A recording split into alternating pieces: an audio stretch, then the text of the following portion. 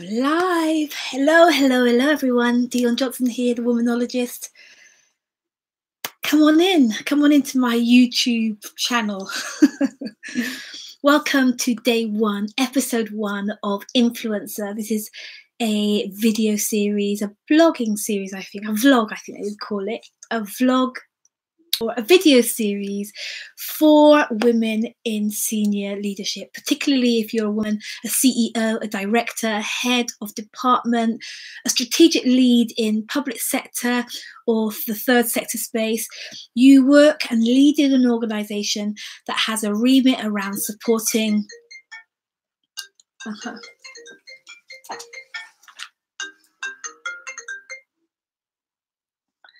Sorry about that. So you've got a remit around supporting the vulnerable, the lost, the broken, the poor, the sick, the in trouble, the disenfranchised, the marginalized. You know, you're a head of charity, head of health service, head of the justice system. You work with people. Your role is about enhancing the well-being and the lives of other people. If that's you, then come on in, share with your friends, like this page, subscribe so you don't ever have to miss another video, and share with your friends and colleagues and senior leader friends from around the world, because this is really for you. My name is Dion Johnson. I'm the womanologist, and my work is really all about helping you and people like us, women who are leading in senior leadership, in public service, to be more influential in our roles, in our leadership, in our organizations, in our industry, in our field, and I guess ultimately more influential in our world. So today's topic is, what's today's topic?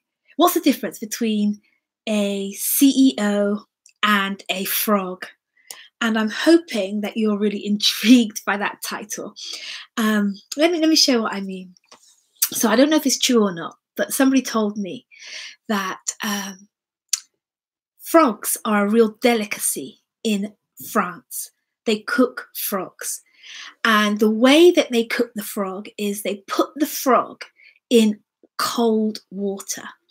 They put the frog in cold water alive, and then they slowly, gradually turn the heat up, and they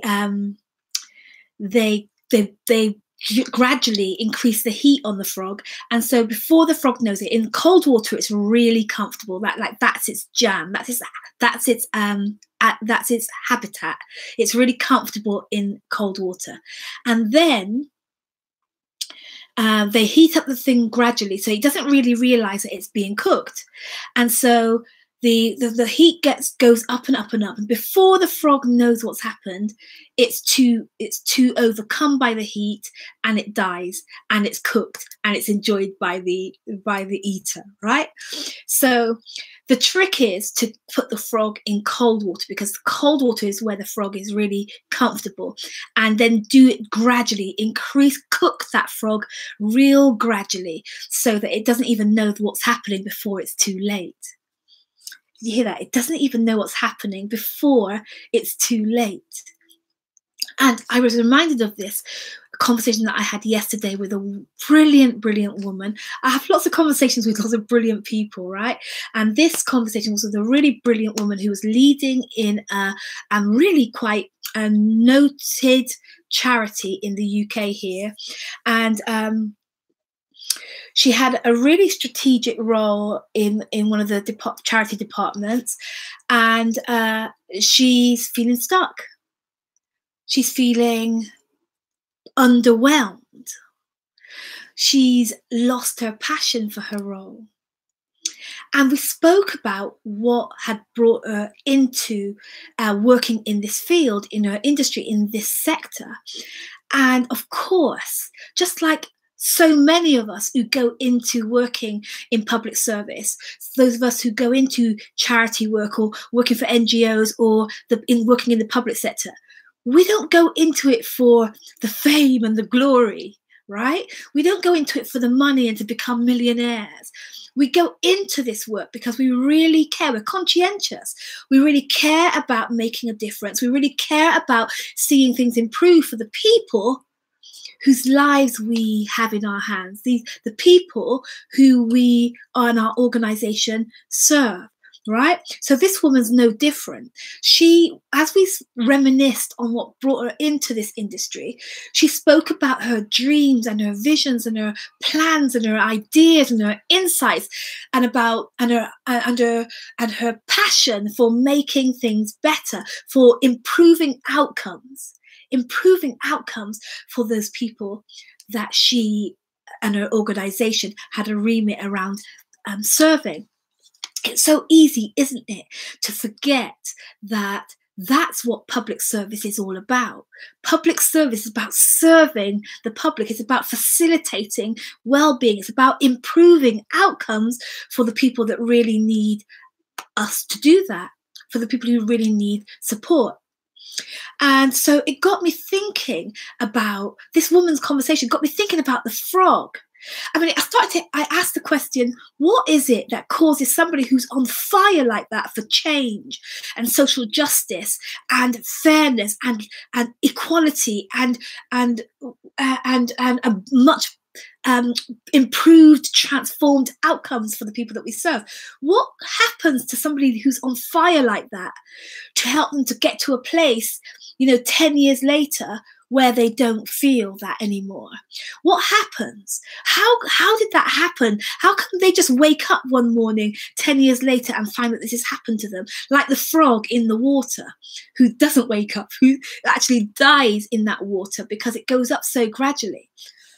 And it is, I found, a real insidious process that that after a while of the red tape, after a while of the knockbacks, after a while of the power struggle, after a gradual increase in the tension and the pressure in senior leadership, that often what can happen is that we can get so disconnected from that passion and the drive and the insights and the ideas that we had when we first came in.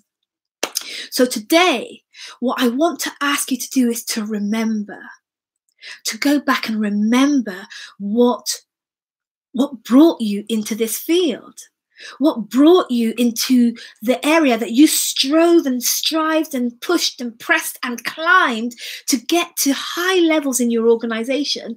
Why? Why did you do that? We really need that why to come alive again. We really need that why to come alive again. My title for this video is, what's the difference between a frog and a CEO? Well, the difference is that frog is already destined for someone's belly.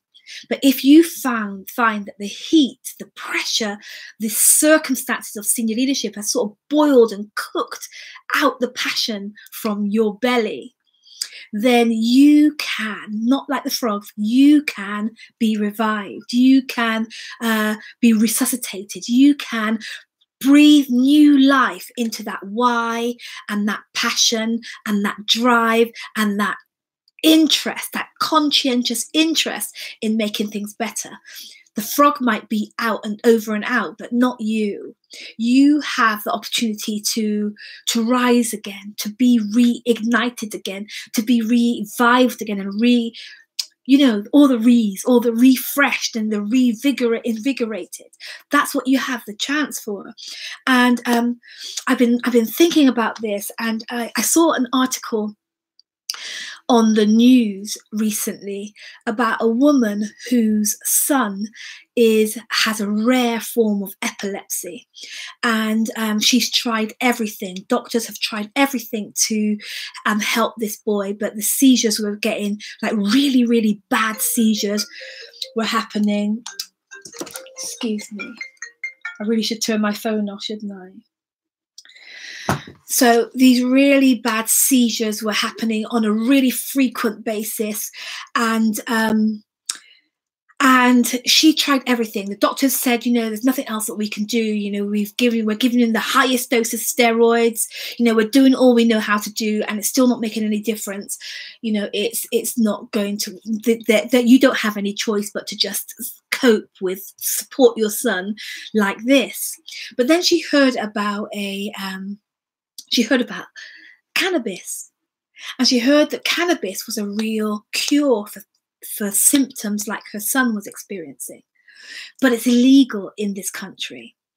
And so what happened was this woman went over to the Netherlands, I believe, and she began to treat her son with this cannabis that's legal there.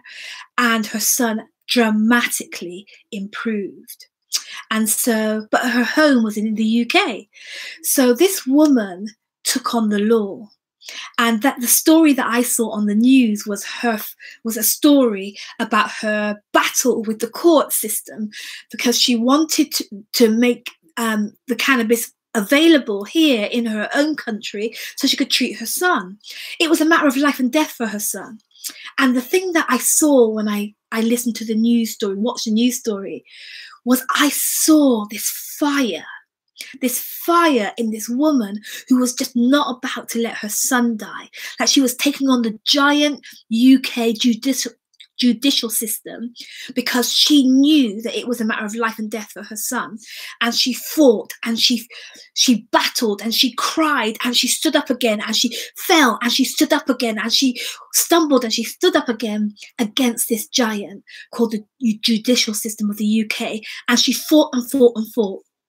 And that I heard just recently that this woman, Hannah Deacon is her name, she won, and that she was able now to, I don't know if it's completely changed the law around this, but I know that she has access in her country now for this treatment, this vital treatment that her son now needs. And when I saw her fight, it touched me.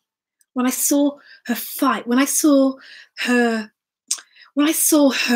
drive and her dogged determination and her unmess about withable focus and push and striving to do this thing, to not give up, to not drop it, to not be overcome by it, to not be pushed back by it.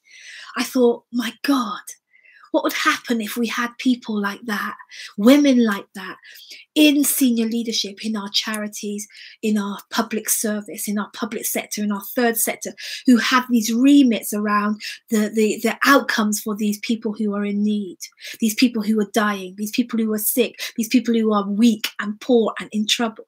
What if we reignited our drive like that, like Hannah Deacon has? We could do so much. We could do so much better. I heard somebody say once, the biggest room on the planet is the room for improvement.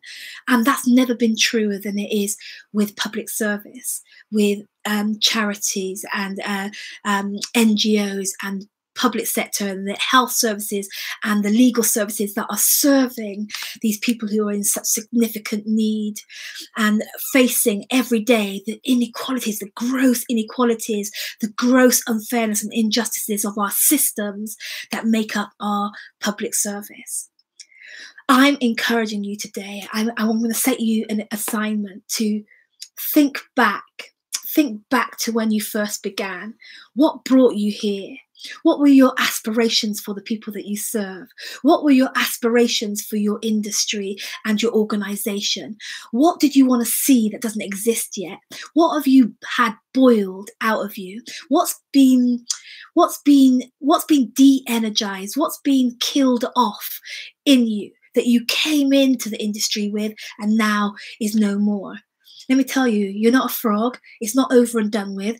It can be revived. And this series is going to be a series of teachings and stories and sessions and interviews and anecdotes and strategies that are going to help you to revive that drive for you to influence the kind of change that you know is important, that you see is needed, and you know really matters in your organization and in your industry and in your world.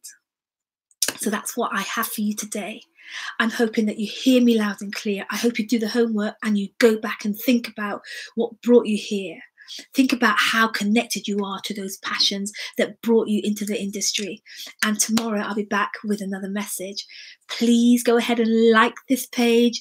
I think it's called subscribe on YouTube. Subscribe and share. Share this video out far and wide. And let's be more influential. Repeat after me. My name is influencer. My name is influencer. Say that loud and look yourself in the mirror and say, my name is influencer. And it's true, you are. You are a powerful woman of influence. Let's revive that. You are an influencer.